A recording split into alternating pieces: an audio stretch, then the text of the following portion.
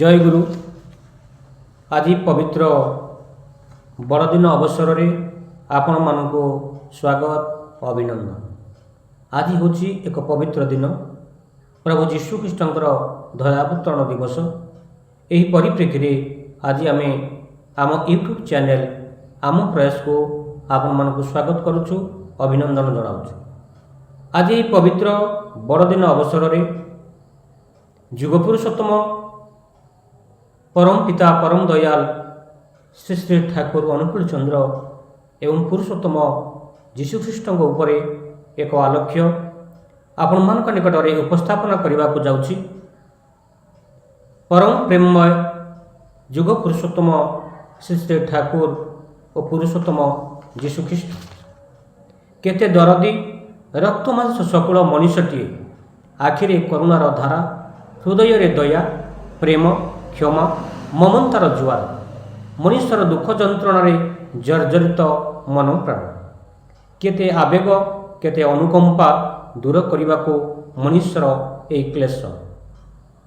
ईश्वर को व्यतीत किए हो पारे एते उत्कंठित मनुष्यर दुख हरण पाई निज दुख कष्ट को खातिर न करी आकाशर ईश्वर किए देखी सेतेबेले ही तांको उपलब्धि करिपरिबा, धारणा करिपरिबा जेतेबेले से मनुष्य रूप में धरावतरण करेंगे।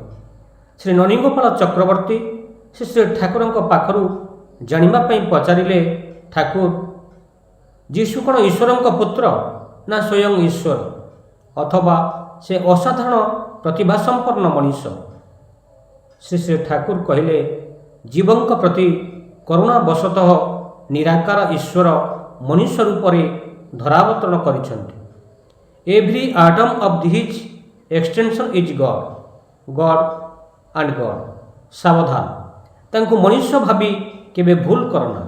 मनुष्य परी मनुष्यर आचरण कले मध्य से सर्वदा निजर दैवी सत्ता संबंध में सचेतन थांती।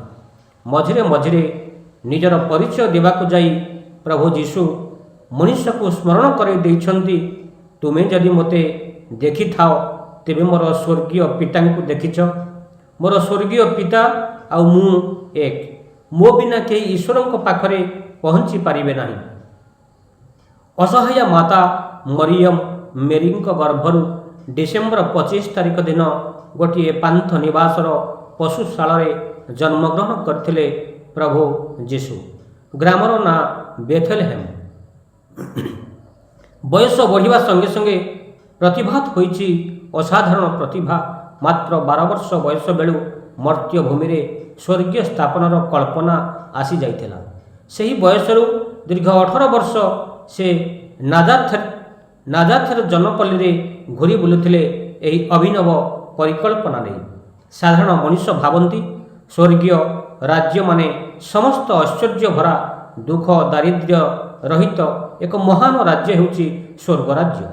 किंतु प्रभु जीशु कहले, से राज्य तुम हृदय मध्य रही। निजर सद्गुण हेउछि से राज्यर मूल भित्ति। से राज्य में पार्थिव धन संपत्ति किंबा भोगविलासर स्थान नहीं। से राज्यर प्रकृत धनरत्न हेउछि अन्य प्रति प्रेम दया करुणा और अनुकंपा।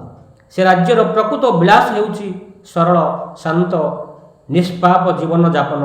ईर्ष्या क्रोध गर्व अहमिका रहित जीवन ही ईश्वर राज्य को जीवार प्रकृत पथ। केते सहज उपाय, हृदयर पवित्रतारे मर्त्य हेब स्वर्ग। जीशु कहले, पाप पाई अनुताप कर, ईश्वर क्षमा देवे। ईश्वर इच्छा पालन कर, निज मनरु सबु पाप चिंता दूर कर। प्रभु जीशुंकर स्पंद स्तेषरे मेष शावक और हाथ में जष्टि एहार तात्पर्य व्याख्या करने को जाई श्री श्री ठाकुर कहले, एहा द्वारा जेमिति बुझा जाउछि से ही सर्वजीवन को पालन करि चलिछंती। समस्तंकर ही से आश्रय स्थल। तांकरी करुणा काहारी को वंचित करे नहीं। तांकर करा ओ धरा गोटिए कथारे भजना अछि बोली ही जीव जगत रहिछि। आउ नित्य एई भजन परायण जे से ही भजमान बा भगवान। पुणी हातरे जष्टिर तात्पर्य संबंध में कहले, से समस्तंकर चालक पथ प्रदर्शक। तांकर अनुशासन रे जे अनुशासित हेब से केबे हेले पथहरा हेब नाही। ପ୍ରିୟ ପରମ। ସବୁ ପୁରୁଷୋତ୍ତମ ମାନେ ମଣିଷ କାଙ୍ଗାଳ, ପ୍ରଭୁ ଯୀଶୁ ସେଥିରୁ ବାଦ ଯିବେ କିପରି? ତେଣୁ ସେ ପ୍ରଥମେ ମାଛ ଧରୁଥିବା ଧୀବରମାନଙ୍କୁ ଡାକି କହିଲେ, ମୋ ନିକଟକୁ ଆସ, ମୁଁ ତୁମକୁ ମଣିଷ ଧରିବା କୌଶଳ ଶିଖାଇଦେବି। ନିଜ ପତିତ ଅସହାୟ ଦରିଦ୍ର ନରନାରୀଙ୍କୁ ସେ ଆପଣାର କରିଛନ୍ତି, ମୁକ୍ତିର ପଥ ଦେଖାଇଛନ୍ତି।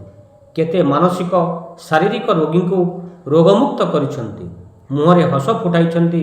ଆପଣା ପ୍ରିୟଜନଙ୍କ ପରି ଖାଦ୍ୟ ମଧ୍ୟ ସେମାନଙ୍କ ସହିତ ଖାଇଛନ୍ତି।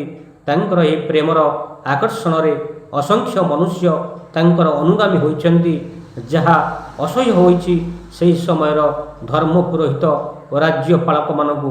ତେଣୁ ସେମାନେ ଚକ୍ରାନ୍ତ କରି ରାଜଦ୍ରୋହୀ ଧର୍ମଦ୍ରୋହୀ କହି ତାଙ୍କୁ ଦୋଷୀ ସାବ୍ୟସ୍ତ କରିବାକୁ ପଛେଇ ନାହାନ୍ତି।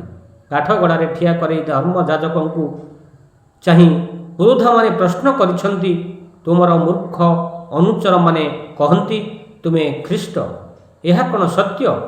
ପ୍ରକାଶ୍ୟରେ କୁହ, ତୁମେ କ'ଣ ଖ୍ରୀଷ୍ଟ? ମୌନତା ଭଙ୍ଗ କରି ପ୍ରଭୁ ଯୀଶୁ ଉତ୍ତର ଦେଲେ, ଯଦି ସତ୍ୟ ହୁଏ ମୋର ପ୍ରଚାରିତ ମତ ଅପରାଜୟ ରହିବ, ସତ୍ୟର ଅଭିଯାନ ସଫଳ ହେବ, ଏଥିରେ ମୋର ସନ୍ଦେହ ନାହିଁ। ପୁରୋଧାମାନେ କ୍ରୋଧାନ୍ୱିତ ହୋଇ ଉଠିଲେ ଏବଂ ଘୋଷଣା କଲେ, ଏପରି ଅପରାଧୀକୁ କ୍ରୁଶବିଦ୍ଧ କରି ମୃତ୍ୟୁଦଣ୍ଡରେ ଦଣ୍ଡିତ କରାଯିବ। ପୁରୁଷୋତ୍ତମ ବା ପ୍ରେରିତ ପୁରୁଷଗଣ ଯେବେ ବି ଧରାଧାମକୁ ଆସିଛନ୍ତି, କେତେ ଯେ କଷଣ ବିନା ଦୋଷରେ ନ ସହିଛନ୍ତି, ସତେ ଭାବିଲେ ଅନ୍ତର ଆତ୍ମା କୋହରେ ଭରିଯାଏ। ଭଗବାନ ଶ୍ରୀକୃଷ୍ଣ ଅର୍ଜୁନଙ୍କୁ କହିଲେ, ନିର୍ବୋଧ ଯେଉଁମାନେ, ସେମାନେ ମୋର ପରମ ଭାବକୁ ତତ୍ତ୍ୱକୁ ମୁଁ ଯାହା ନ ଜାଣି ମନୁଷ୍ୟ ରୂପୀ ମୋତେ ଅବଜ୍ଞା କରନ୍ତି। ପ୍ରଭୁ ଯୀଶୁ ବା ସେଥିରୁ ବାଦ ଯିବେ କିପରି? ନିଜକୁ ଈଶ୍ୱର ପୁତ୍ର ବୋଲି ପ୍ରକାଶ କରିଥିଲେ ମଧ୍ୟ ପୃଥିବୀର ଲୋକ କ'ଣ ତାଙ୍କୁ ଚିହ୍ନି ପାରିଲେ? ତାଙ୍କୁ ଶୁଦ୍ଧ ଅବଜ୍ଞା ହିଁ କରିନାହାନ୍ତି।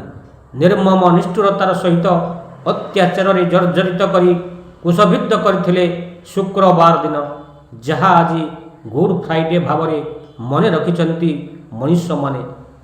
ସେତେବେଳେ ପ୍ରଭୁ ଯୀଶୁଖ୍ରୀଷ୍ଟଙ୍କ ପାଖରେ ନଥିଲେ ବୀରଭକ୍ତ ହନୁମାନଙ୍କ ପରି ଅନୁଗତ ପ୍ରାଣ ଅନୁଗାମୀଟିଏ, ଯିଏ ନିଜର ଜୀବନକୁ ପାଣି ଛଡ଼େଇ ପ୍ରଭୁଙ୍କୁ ରକ୍ଷା କରିବା ପାଇଁ ଧାଇଁ ଆସିଥାନ୍ତା। ତଥାପି ସେ କ୍ଷମା କରିଦେଲେ ସମସ୍ତଙ୍କୁ।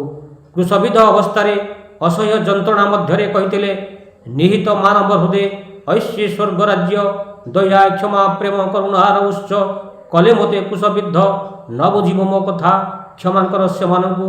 ହେ ପରମ ପିତା, ହେ ପରମ ପିତା, ହେ ପରମ ପିତା। ଜୟ ଗୁରୁ। ବନ୍ଦେ ପୁରୁଷୋତ୍ତମ।